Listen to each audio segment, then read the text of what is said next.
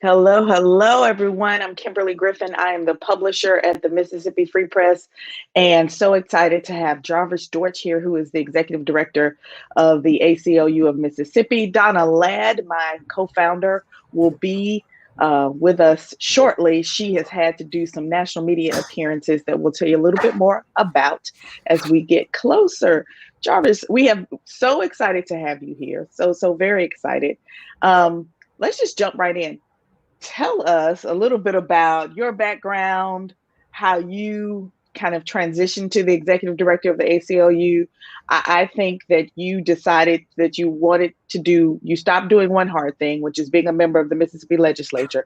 And then you decided you want to do another hard thing, which is being the executive director of the ACLU in Mississippi. Tell us how we got from point A to point B. Well, first of all, thank y'all for inviting me on, and thank y'all for everything y'all do to promote good information in Mississippi and make sure that good news gets out and factual news gets out, which is difficult to do to cut through all the BS that's around the country right now. But I grew up in Jackson with the Jackson State, went to law school here at MC. I've been raised here in Mississippi, lived there my whole life. About 5 or 6 years ago, I decided to run for the Mississippi legislature after doing a lot of healthcare policy work. I was successful and able to get elected to a district here in Hinds County. Was reelected without an opponent in 2019. And last year was my final year before I left to take this position at ACLU of Mississippi. The reason I came here is, this was just a great opportunity to work at an organization that has a lot of ability to have, an impact in the state, throughout the state, not just in Jackson, and to push positive change in Mississippi. And, I did not see the legislature as a career. More of it was, I wanted to make sure I pushed myself to get involved and to not just sit on the outside and be upset about what I was seeing at the legislature. So I never thought I'd do more than 2 or 3 terms. So it wasn't me turning down, choosing one career over the other. It was, this is the type of career I wanted. So it was an easy decision for me. But, I do miss a lot of my colleagues in the legislature. I do think the session we had last summer was probably the best experience, even though a lot of us, including myself, caught COVID doing that. But it was probably the most productive and best experience that I had was that summer session where we changed the flag and tried to do a lot of help for people to get through COVID. Some of it wasn't successful because of, if you try to get money out to businesses and individuals and you cut government to the point where it can't function when you need it to function and send out checks, it can't even do that right. So, but it was more productive, and I enjoyed that part of service. So tell us, you grew up in Jackson. Tell us what in your history, what in your background made you want to be a public servant? So I grew up in South Jackson. Most of my family is also in Yazoo County, but more than anything was growing up with my grandma and watching, I was there along with her young, but watching the news and watching shows like Matlock and not really watching cartoons or anything. And she wasn't involved necessarily in politics, but she was always up to speed on what was going on. And it's still up to speed on what's going on. So a lot of, I really got introduced to it at that age. Like I remember being, the Challenger exploding, everything around the age of 7 or 8, George Bush getting elected in 1988, just sitting there with my grandma watching stuff like that. So a lot of it was just being introduced to that stuff at a young age around her. And it's just persisted since then. What would you say to a young person today that said, well, I want to, in South Jackson, in North Jackson, in Yazoo County, I want to go to law school. What do I need to, because I always like to talk about this because you can't be what you don't see. Yeah. I always like to give people a little bit of a blueprint on how do I start that journey? Well, and I've had, a couple of people have asked me about this, and they're like college students lately. But, one thing I've said is just make sure you have a plan. If you want to go to law school, make sure you know what you want to, where you want to be after year one, year two, and year three. Because if you don't do it like that, there are hundreds of law students getting out of law school, every year just in Mississippi. So you really need to be focused on what you want to do, what type of law you want to practice, or what type of, if not law, if you want to do public interest work, really have a plan about what you want to do. And for somebody really younger than that, as much experience as you can get doing an internship or just being around people that are involved in this type of work. I unfortunately wasn't. I think a lot of people, especially in Jackson, they get drawn into this work through family. So you see a lot of family connections with people in this work, and there are surely people talented enough to be able to do a lot of the things that would uplift Jackson and Mississippi. But just getting access and getting involved is a difficult thing to do, and people don't know really where to go. But we have folks that call our organization that want to intern, that want to be a part of any type of volunteer program we have. I would say just call up organizations like ours, and if you're a young person, say you want to help, you want to volunteer. Right now it's difficult with COVID and not being able to do a lot of things outside of the office, but I think that's the best way to get some experience, or to just get some insight on what it actually looks like, is calling up these organizations, calling up your lawmakers, your legislators, your city councilmen, saying you want to get involved. Well, that's great advice.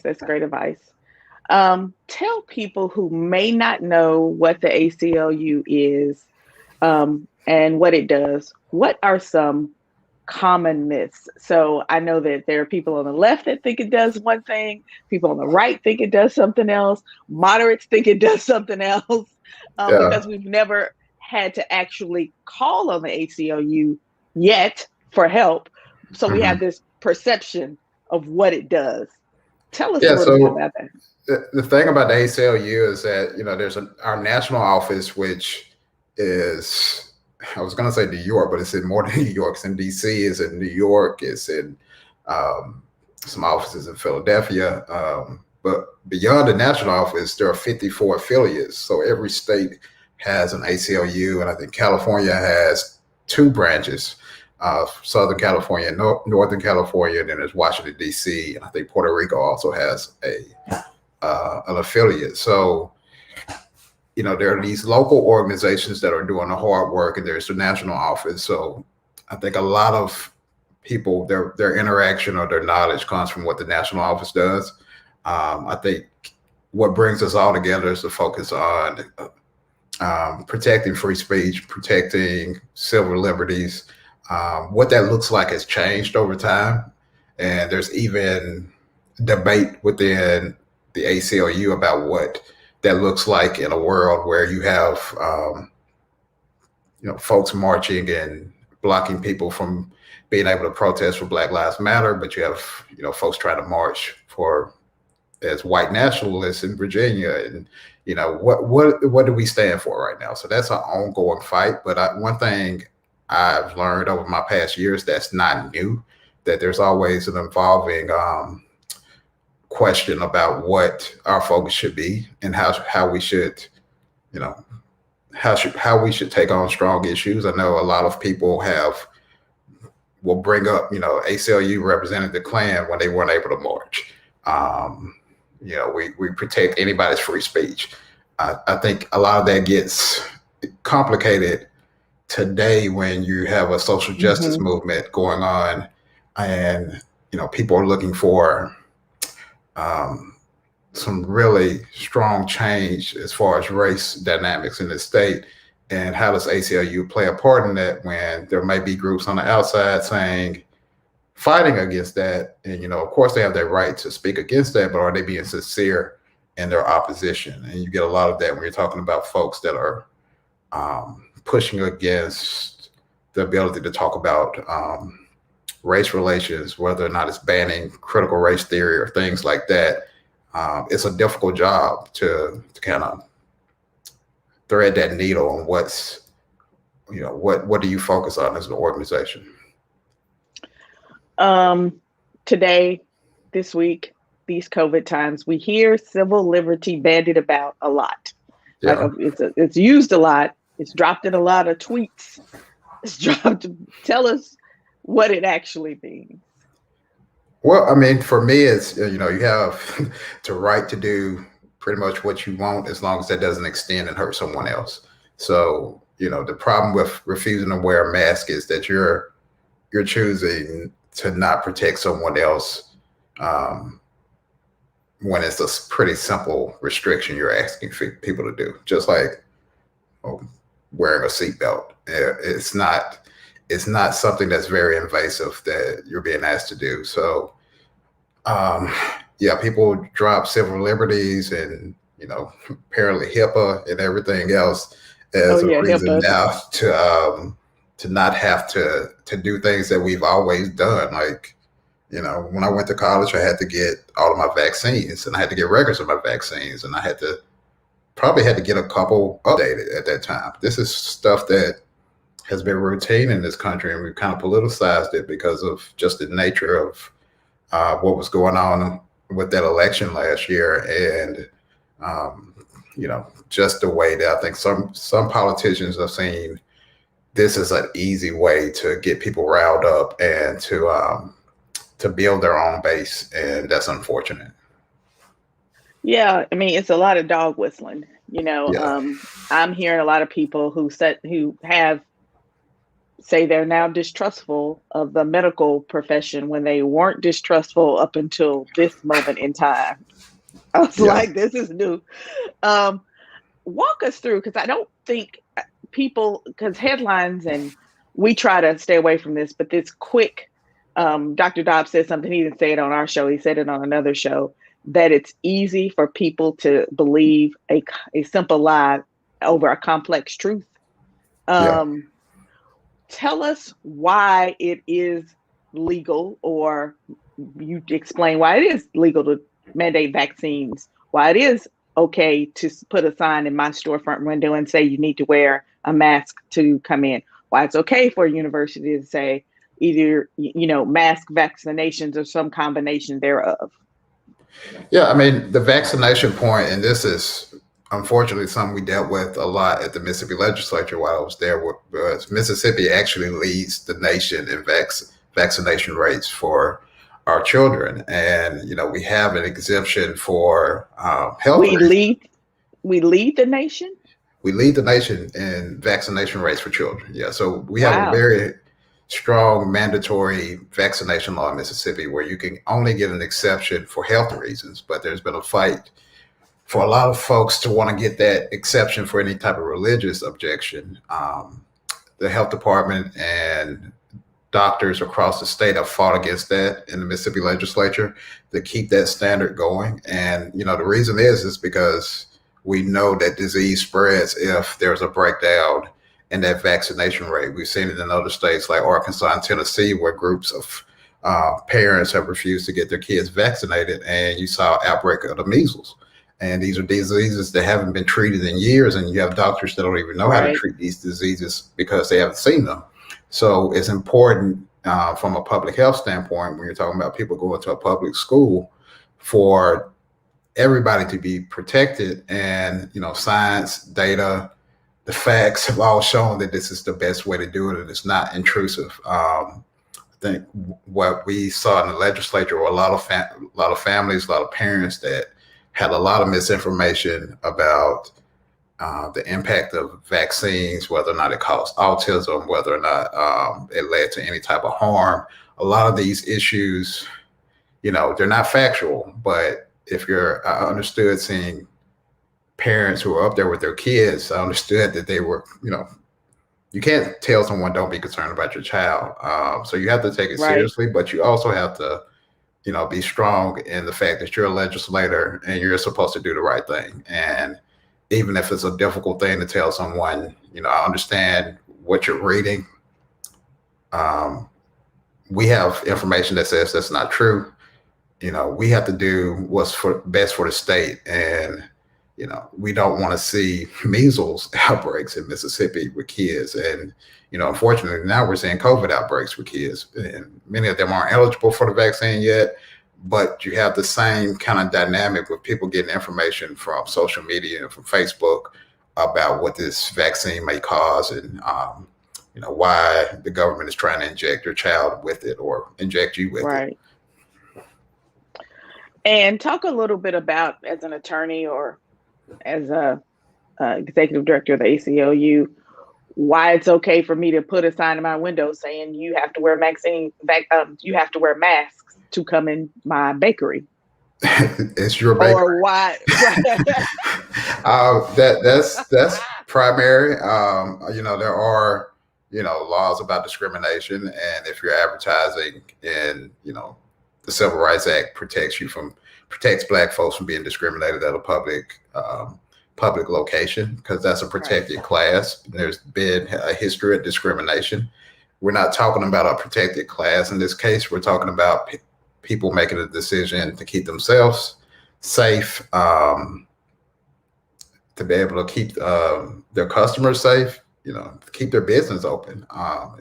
If you got a small business with 1 or 2 employees and you get COVID for 10 or 15 days, that's going to hurt your bottom line. That might lead you to having to shut down. So, I know some folks have pointed to the fact that you can't discriminate against people by race when they're trying to enter a business, or you had the case with the baker that didn't want to provide a wedding cake to a lesbian couple or a gay couple that was getting married. Those are different situations, because that discrimination is based on race or sexual orientation, where this is a person following a public health guide. So I'm going to take you to other states, so you may have thoughts about this or you may not. We see around the South governors telling superintendents or university chancellors or whoever they're telling, you can't have a mask mandate or I will pull funding or XYZ. If you had to, I'm asking you to use your crystal ball now. So if you had to pull out your crystal ball, how do you think that's going to play out in the court system? Where does that head? What happens in those situations? How does that school system continue?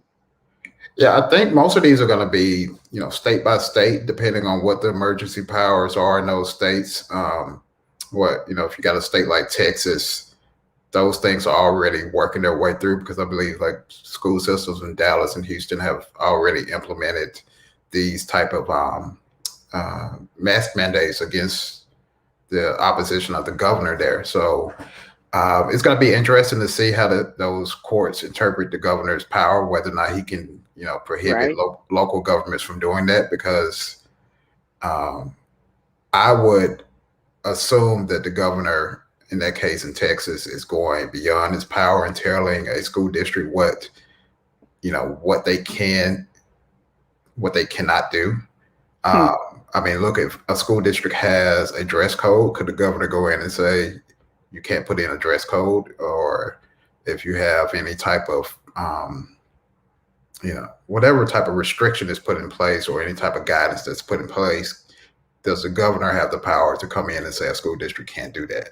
Getting beyond whether or not it's a mask mandate, just does he have the power to micromanage a school district? And is he using that? I'm guessing he's basing that off some type of emergency power or emergency declaration. And how that's written in every state is going to be different. Yeah, I've just been wondering as I watched that happen. They tell me my fearless co-host is here, so we'll let her drop in. And the other thing to add to that, hey, I was just thinking about the Arkansas case. So in Texas, it's the governor issuing an executive order. In Arkansas, they actually passed legislation to ban it. So, and the governor over there is like, we messed up. We should have did this. I shouldn't have signed it. He wants the legislature to come back and take it off the books. So, Arkansas is based on one thing. In Texas, it's based on the governor expressing his point of view through his executive powers. Yeah, it's been interesting. It's interesting to watch us bring it back to Mississippi. Can you talk a little bit about what's going on now in the state, how we got here, what are our leadership issues, who should be doing what right now beyond like Governor Reeves? What about the House Speaker, the Lieutenant Governor? Is the Democratic Party pushing back enough? Talk a little bit about what's happening right now, the landscape of our COVID responses pertains to our elected folks. Sure. So today we released, ACLU of Mississippi released a report on redistricting and looking at what our districts look like in Mississippi.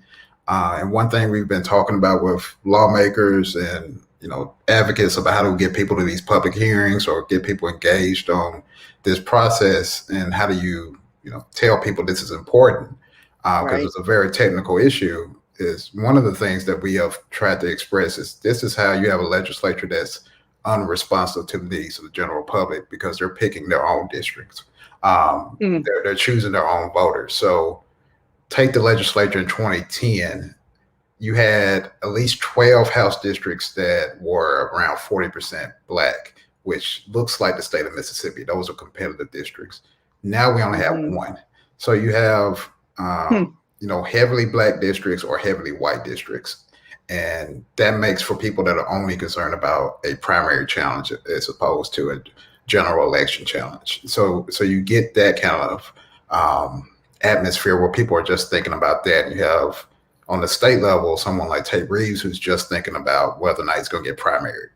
And he's catering to a small base of voters that are very vocal and very willing to show up at school board hearings or any type of event to express their point of view, when I think it's been clear by any polling that the majority of Mississippians, Republican, Democrats, support a mask mandate. They support these minimum things. You're not asking people to go to war, you're asking people to wear a mask. I think the biggest problem is folks not being concerned about getting beat in a general election. They're concerned about the primary. And over time, that just, to me, I think that creates a cycle where you've got elected officials that are more, on the right, they're more to the right. So you have people that come in from DeSoto County that are so extreme because they beat some moderate Republicans in a primary, but the county itself isn't that extreme. But you've got 4 or 5 representatives from that area that are nice people, but crazy, to say the least. But that's what you end up after, cycle after cycle. You end up just getting worse and worse. And I think you see that in Congress with some of the GOP congressmen and congresswomen that are going to be potentially in leadership position next year just due to redistricting. Yeah, it's interesting. I always talk about my faith. I'm a person of faith. And I think in every faith, the faith is identified by the most extreme people because they're the ones that are screaming the loudest, and they are the ones that know the verse in the book the most, and they can just recite the verse. They have no idea. It's like we're now being identified by the most extreme people in our parties or in our political realm, and kind of this moderate idea is being squeezed out, even though the numbers don't bear out that they're a minority, but the screaming is the majority. You said the people who are willing to show up, and I always had a professor that would say, you need to decide before you do that if it is righteous, and going and screaming at people outside of their house about something probably is not righteous. So I forget, because I've never actually met you, but I've talked to you on the phone and emailed you repeatedly over the years, but I forget because that you are a health policy expert. What past mistakes or omissions are making conditions bad right now? What would be the effect of Medicaid expansion on healthcare now? Yeah, Medicaid expansion is like a just tremendous opportunity for the state to do a lot of good. I mean, it's not. I know it's expanding coverage and health insurance to people that really need it, but that's a lot of money that can come in to kind of centralize or really let us focus on preventive health care to make sure that people can go see a primary care physician, that we can recruit more physicians, that we can actually keep some of these rural hospitals open, or that we can just invest in our community health centers and have an actual system of care in Mississippi. Right now, we just, the craziest thing you ever heard was when some folks opposing Medicaid expansion would just say, we got a healthcare system for everybody, just go to the emergency room. That's an insane way of approaching this if you want to have a healthy, productive population. I think what you see a lot of people get to the age of 55 or 60 and they worked very hard, difficult jobs, and their bodies are just breaking down. And that's one of the reasons we have folks falling out of the workforce at that age that are, having to file for disability because the only way they can get on Medicaid or get health insurance is by going that route. So it's a tremendous opportunity for us to do a lot of good, and the state's just choosing, to ignore that and to keep basically throwing Band-Aids out there to try to keep hospitals open or keep them afloat, which isn't going to, it's not going to last very much longer unless something happens. And it seems like if something happens, it's going to be on the federal level. Hey, Jarvis. Sorry I was late today. To follow up on that, it's almost like combining the last two questions in a way, because it seems like so much of the opposition to Medicaid expansion, even though there's a real mix of people who support it. I mean, the last governor's race, I think 3 out of the 4 candidates supported it in one way or another, except for Reeves, basically. Yeah. But it like you were talking about this division, in the state and the primary politics and all of that kind of stuff. So it feels like so much of the Medicaid expansion debate is just around that kind of divided politics too, right? It feels like it. Is that a fair assessment? Yeah, I mean, from my perspective, I always could look around the House chamber and say, we could get 62 votes for Medicaid expansion. I had, without a doubt, if we had people just sitting down, being able to work in a room and figure out a plan, that the votes are there, but you're not really allowed to do that in the Mississippi legislature. So it's a very top down organization. And, as you mentioned, people are really, basing their decisions on politics more than anything. And that's what prevents us from doing anything to affect our healthcare struggles. What's your sense now with what, these crises that we're facing? I mean, we obviously, y'all talked about the politics of what's, of mask. And I know I heard some of that, but is there any hope in this moment that it's so bad that maybe we can have a better healthcare conversation when we get on the other side of this, like in the next session? That doesn't mean any of this is okay, but what are you thinking about that? I mean, will this open more people's eyes to some of the problems? Yeah, I mean, I think every year I was in the legislature, we would have back and forth between some Republicans and Democrats that wanted to do this type of work, to work together on issues like this and fix these type of issues. We'd be like, next year we may be able to get to this. And it was always next year we'd be able to get to this. And there's always a hope that if we get past, in 2016, if we get past folks being able to talk about Obama being in the White House, then it was, they're going to repeal it. We need to wait and see whether or not it gets repealed. We need to see what happens with the 2020 election. And now we're going to do the ballot initiative. So I want to be optimistic, but I've just seen every year a reason why we need to wait till next year. And that's, people are losing their lives while you wait. And, I just don't see how you get around someone like Tate Reeves in this moment to get something done. It happened with the flag. I will say that, but that was a dynamic where you had the speaker and the lieutenant governor on the same page. I think if you had that right there, if you had the speaker right now, there'd be a possibility of that. But it's disappointing to see how he's come out now, since everyone thinks he's going to be running for governor. Right. Well, we'll get into a little bit of some of the critical race theory in a little bit, but before we go, Kimberly, do you have anything else on this particular question? I was going to ask him about some of the state auditor stuff, but I want to give you a chance if there's anything on healthcare particularly. Okay, she disappeared on us. I think she's having some technical difficulties, y'all. So with her audio. So I want to talk about the state auditor's report with you, Sure. Jarvis. So you could probably explain it better than I can. But recently, State Auditor Shad White came out with a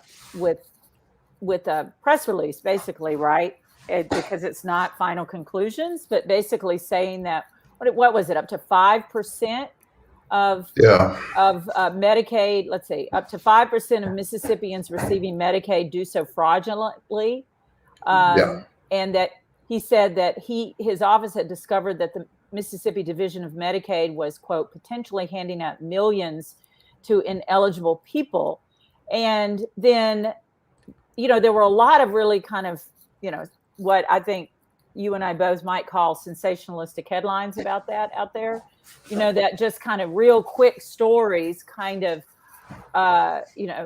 making it sound like there was this huge Medicaid fraud going on. And you were one of the leading voices that said, wait a minute, slow down.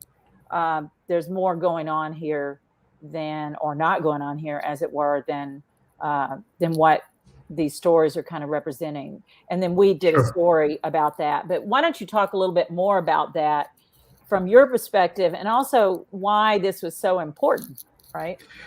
Yeah. So what the auditor did, and this is something he does every year, I think it's called a single source audit. So there's an audit of all of the programs that are funded by the federal government. So the report that he released, the full audit's like 350 pages, and it touches on programs from the Department of Education, from Medicaid, SNAP, a host of items. So he took a small part of his audit and called a press release on it and claimed that the audit showed that of the people they sampled, 5% were on Medicaid fraudulently. The problem was that's not what the report said. That's not what the audit said. The report said that this is what he did. They took a sample of 180 Medicaid beneficiaries. They looked at their 2018 and 2019 tax returns and compared that to the eligibility standards for people that got eligible last year during the pandemic, mind you, in 2020, and said, well, based on your 2018 and 2019 tax returns, you shouldn't be eligible. The problem with that is you're not eligible based on what you made 2 years ago. You're eligible on what you're making right now. And the report even says, we're making an assumption here. So I'm guessing the staffers that wrote the actual audit were like, we can't say these people were ineligible. We're saying based on this, we're saying maybe you should look at that. But that's not what he came out with in his press release. And what he also came out with to get to this $1 million sum or whatever it was that, during his report or during his audit, Division of Medicaid disclosed to him that they were looking into a couple individuals that were on Medicaid. And I'm thinking if they were on Medicaid like this, these people apparently had $1 million home. There's a way to get on Medicaid with a Medicaid trust that a lot of elderly people do in Mississippi, which is legal when you're able to put your assets in a trust so people don't have to spend all all of their assets, all of their money when they have to get some nursing home care. It's a really messed up way of doing it, but it's the way Mississippians are able to get, 1 or 2 years in a nursing home without losing everything they've earned in their life, because there's no other long-term care system available to them. So that wasn't discovered in an audit. And according to the Division of Medicaid, those people are still receiving their Medicaid benefits. So Medicaid hasn't concluded they did anything wrong. So he threw that out there without it being something he's investigating, and not something that's been concluded that they did anything wrong. To add on top of, these tax return audits he did, not saying what he said they did. So you got this, they're 5% fraud. I've got millions. I'm throwing it all to the press and to the media and to the public, and all they're hearing is, millions of dollars are being lost to Medicaid fraud because, Shad White is able to find out that this happened.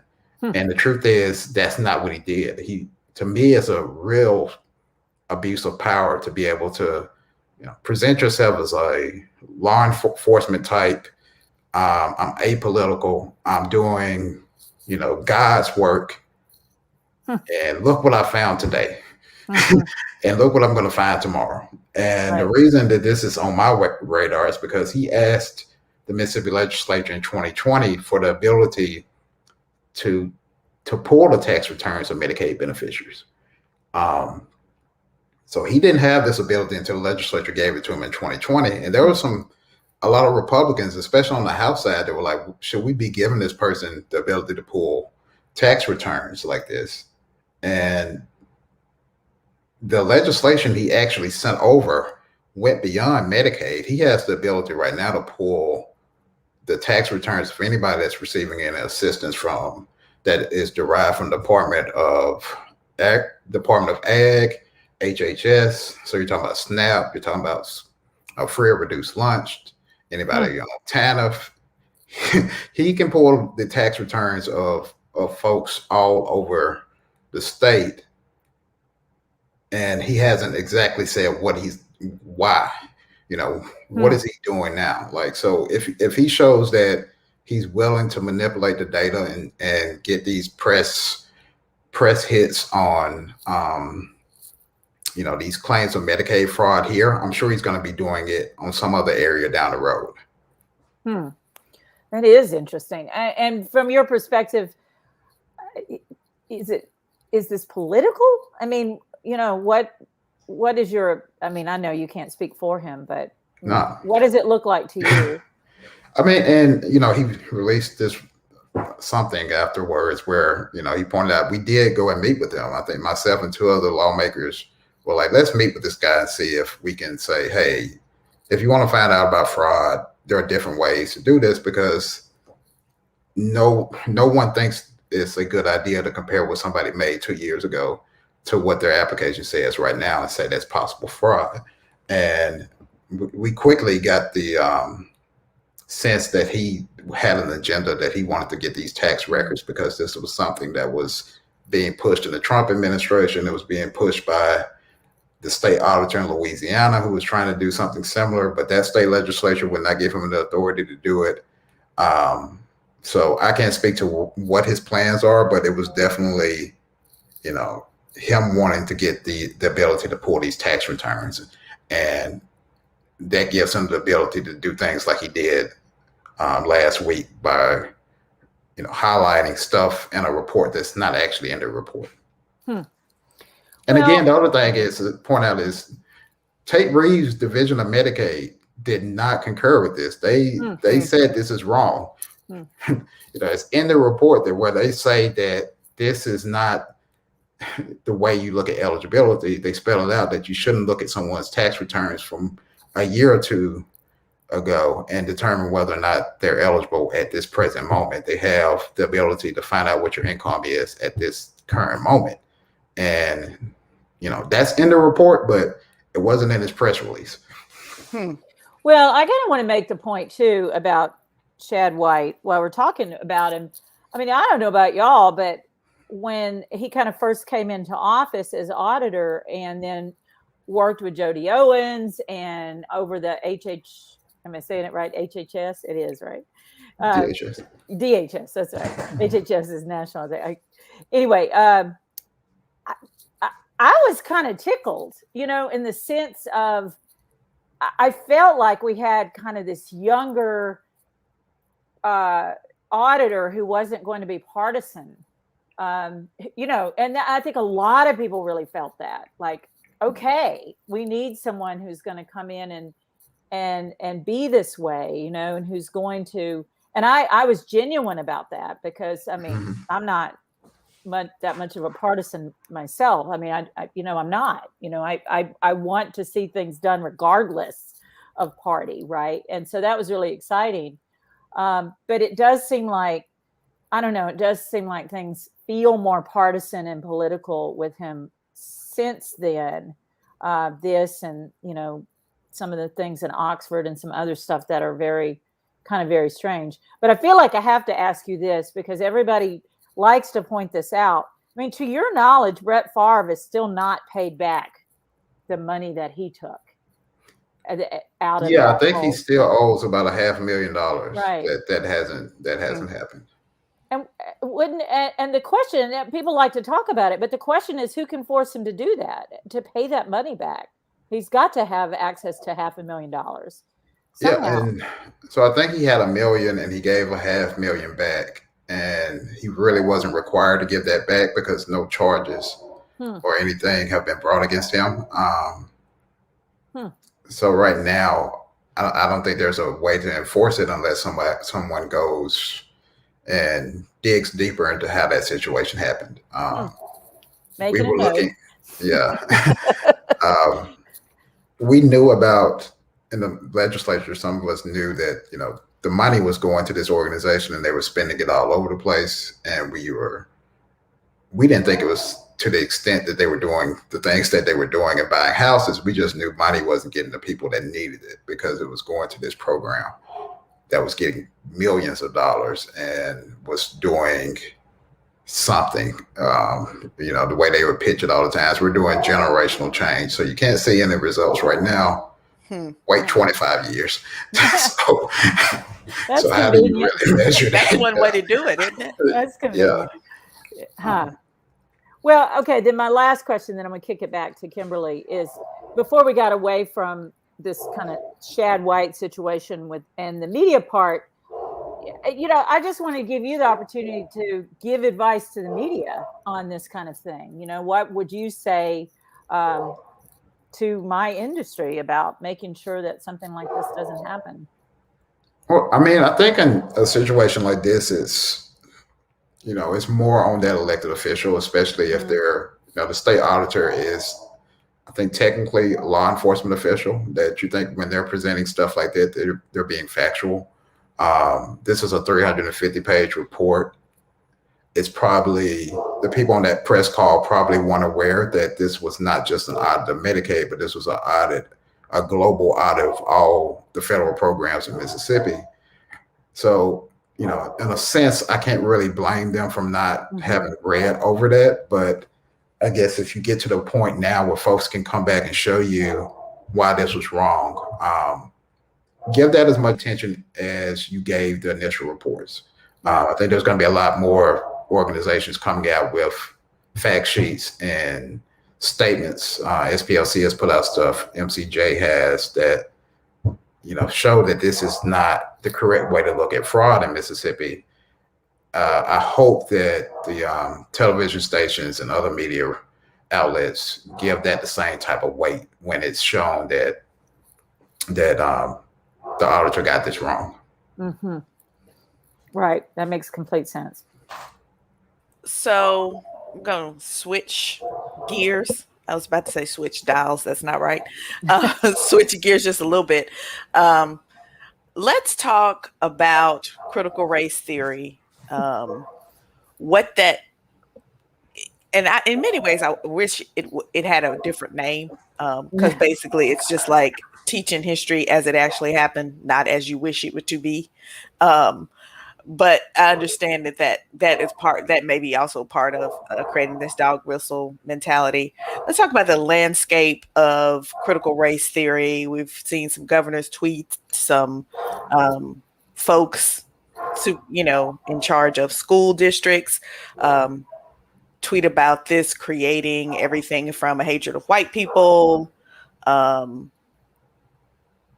Just say a little bit about what your legal mind tells you as you watch all of this. I mean, honestly, it was, the term itself was new to me. Right. I understand what the teaching is and why it's important, but you also understand it's not being taught in public schools or K through 12 schools. I think it gets conflated with teaching equality and teaching like anti-racist policies. I was on a neighborhood association Zoom meeting, and a guy from a charter school was presenting on a building they're moving to, and one of the attendees of the meeting started asking about critical race theory, and I see a lot of stuff about equality and equity on your website, and it was like, is that a bad thing? And he was the moderator of the meeting quickly moved on once she saw where he was going with it. But it's just amazing to me that this has gotten into people's heads. I guess if you're on Fox News or getting your information from somewhere that is pushing this type of agenda, it's easier for people to see it and everything. But yeah, from the point of view of the legislature, we saw that there were a couple bills filed this last session, but the issue hadn't really taken off until after the session was over with. And our hope was that this wouldn't make it to Mississippi. A lot of our affiliates are seeing it in their states, and they're all seeing, what they're really seeing is bills that don't ban critical race theory. They ban the ability to talk about race and racism at all. And that's the biggest problem. So that's what we're concerned about, what the bill actually says when it comes to the legislature. Because, I mean, essentially you're telling school kids or teachers or superintendents, you can't take your kids to the Mississippi Civil Rights Museum. You can't talk about it. I hadn't even thought about that.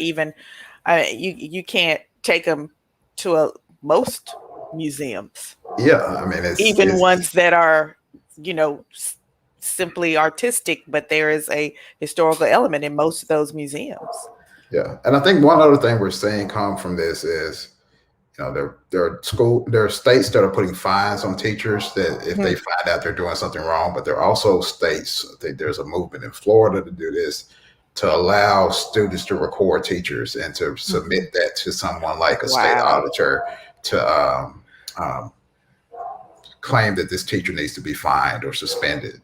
And that's going to, chill speech. That's really an attack on First Amendment and free speech when you're telling teachers you're being recorded. If you say anything that we don't like, we're going to send it to a partisan elected official for them to fine you.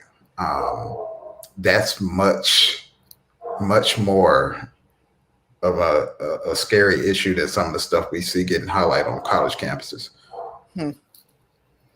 Yeah, it's interesting. And then I'll turn it over to Donna. I also think, just like I'm pretty sure that southern states are going to lose a generation of healthcare workers, like they're just going to leave and not come back. We're going to lose a generation of people who are already not being paid enough to put up with the things they have to put up with, either through other professions or they're just going to leave the state. Because, I mean, it's interesting because our public servants are being attacked on every side, even though we say we love them. We never pay them enough. And then we also don't let them do their jobs as they see fit, or give them support in the case of our healthcare folks. Anyway, that was my soliloquy. I'll turn it back over to Donna. Well, and what you were saying, Jarvis, on this point, that's what really worries me. This quote, people were talking this week about Tennessee Governor Bill Lee. I mean, they're using it as a wedge issue. We all know they don't want us to talk about race history and racism history, like this big piece we just did on the Clinton massacre and what happened there and the results of that, because it was designed to stop the black vote. and 50 Black people were killed, and some whites.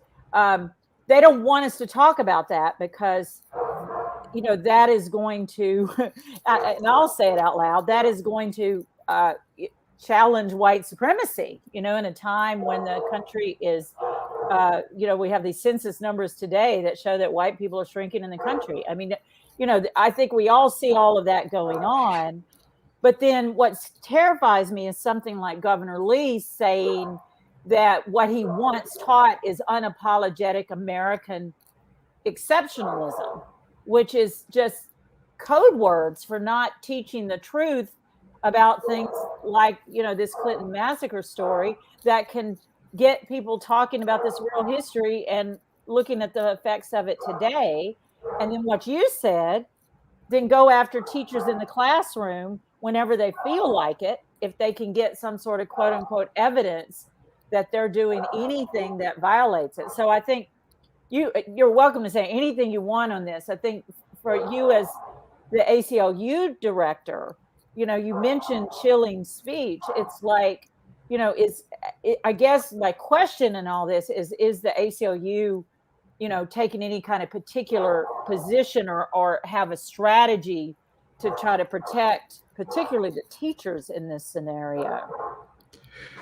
Yeah, so it's not necessarily a state-by-state case with us, but we do have affiliates that are taking the lead in like Tennessee and Florida. Our national office just released a plan to work with NAACP and also some teachers unions about some racial justice issues. So it is something that is being taken seriously by our organization. And it's something that I think there's a lot of pushback from old ACLU heads about whether or not we should be involved in this type of work. There were like, reports in the New York Times about folks thinking that we're too much of an advocacy organization or that we focus too much on race and that we focus too much on racial justice and that, our focus should be straight down the line free speech. I've been happy to see our leadership at national kind of push back on that and not throw racial justice work overboard. And that was something I was afraid of coming in and knowing that, Trump was going out and that our organizations raised a lot of money while Trump was in office. So what was the next step? What was going to be the response when he leaves out of office? Were we going to stay strong to these issues that were always there, but we've been more involved in over the last few years? Or we're going to fall back into saying, oh, we protect the rights of the Klan, stuff like that.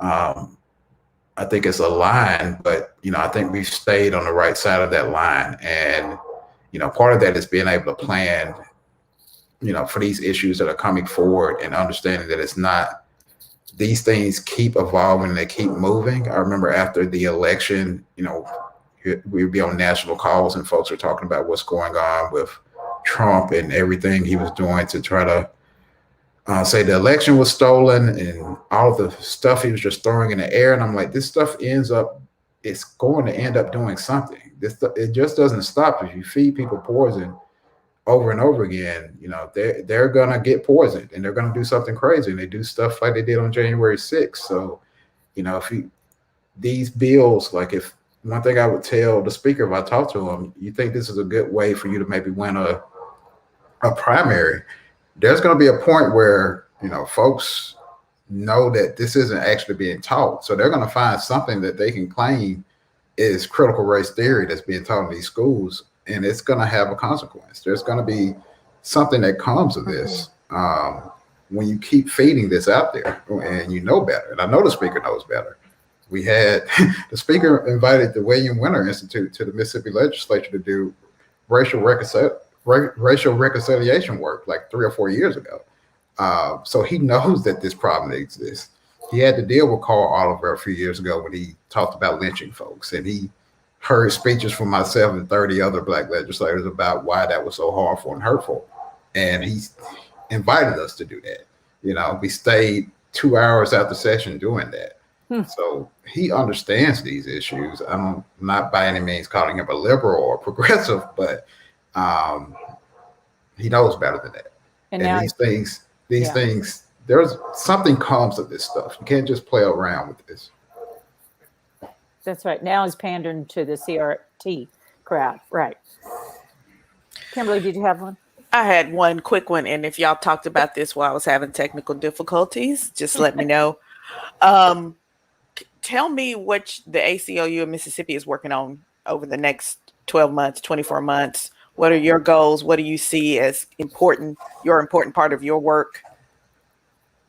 Yeah, so this is about the start of my second year. One thing we've been able to do is strengthen the organization, increase our budget. We're up to about 14 staff right now.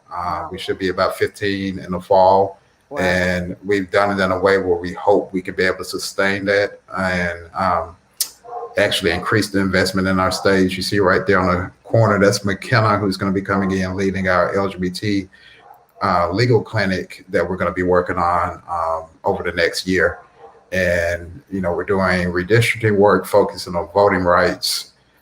We know redistricting is going to be an issue at the legislature, but also an issue in these smaller communities that have never had to do this redistricting work without the Voting Rights Act, Section 2, and pre-clearance protecting them. So that's something that we're investing in and bringing in some policy folks to help work with these smaller communities across the state. Alicia Detterville, who is our deputy director, is doing a lot of work on reentry. We actually had, during the legislative session, a call from the Rankin County Sheriff asking if we could work together to get some bills passed because he had something he really wanted to do with reentry, but we looked at it and was like, well, this looks like, modern day slavery with what you're trying to do. So, we worked with him to get that bill tailored in a way that was acceptable and to also embed our organization within his work plan so we could kind of, monitor it and also report on what's right and what's wrong with it. So, voting rights is going to be our biggest issue, though. I mean, it's the biggest issue in the South. All of our affiliates are working on that. We're working on that together. The issue in Mississippi is that, our voting is so restricted that there's really not a lot to go, a lot of back we can go to. We really have a lot in front of us that we could be doing. And right now, the atmosphere is not there for us to do it, but we always have to be fighting for expanding the right to vote and making it easier to vote in Mississippi. Right. Speaking of that whole preserving white supremacy point with voting rights, right? Well, Jarvis, this has been an amazing show, and thank you for coming on at a special time.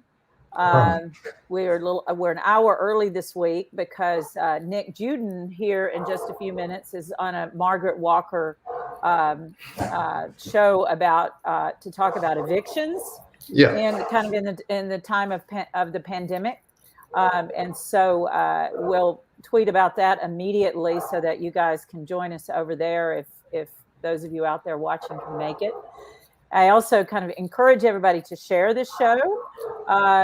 We get a lot of viewers after the fact. We're on YouTube. We're on Facebook Live, where a lot of you are watching it here.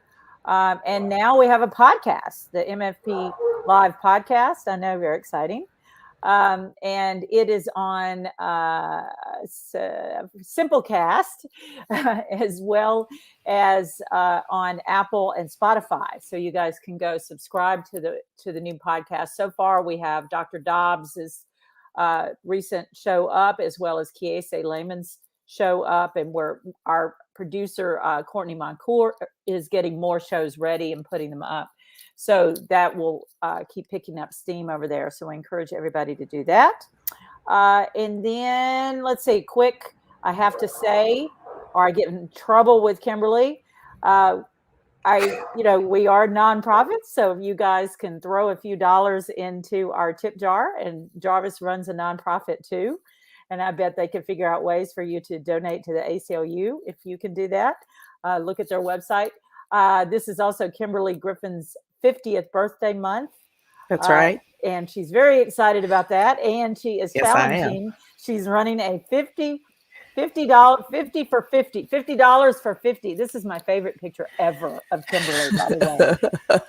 I mean, I want to wear this, but it's not going to work on me. I'm just telling you right now, it will not have the same effect. But I'm gonna put a picture on Twitter with that photo. And what else did I need to tell y'all? I think that's it. Check out our COVID coverage. For the last 36 hours, we're viral. We're on fire with Nick Juden and Ashton Pittman's breaking coverage of what's going on in Mississippi. And so please go take a look at that coverage at mfp.ms and share it and talk about it, because we're in very scary times. And we wish every one of you well. And please be safe, be careful, get a vaccination. Do whatever it is that you need to do to keep everybody safe. Please, please, please. This is a very pivotal time. And back to you, Jarvis. We really appreciate you coming on here today and explaining some things that we all need to know about. So thank you so much. Thank you. Appreciate you all having me. And we'll